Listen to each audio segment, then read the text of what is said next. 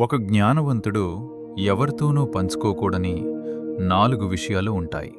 మొదటిది, మీ కుటుంబం గురించి చెడుగా ఎప్పుడూ మాట్లాడకండి. ప్రత్యేకంగా అపరిచితుల ముందైతే అసలు వద్దు.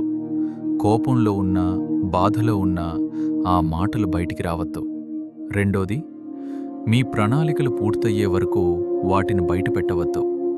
వ్యాపార ఆలోచన, పెట్టుబడి, ఉద్యోగ అవకాశం మౌనంగా ముందుకు తీసుకెళ్ళండి.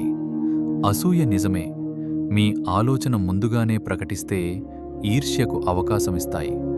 ఇలాంటి నిజాలు మీ జీవితాన్ని తాకుతున్నాయా? అయితే ఇప్పుడే వీడియోను లైక్ చేయండి.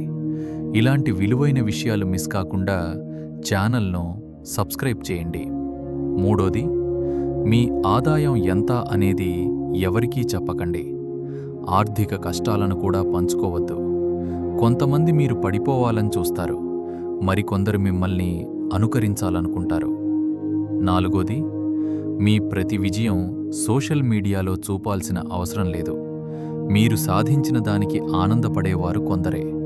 మిగతావారు మిమ్మల్ని అనుసరించేది ఆశీర్వాదం చూడటానికి కాదు, దానికి చెడుచూపు పెట్టటానికి. జ్ఞానమంటే చూపించటం కాదు, దాచుకుని సరైన సమయంలో ఉపయోగించటం.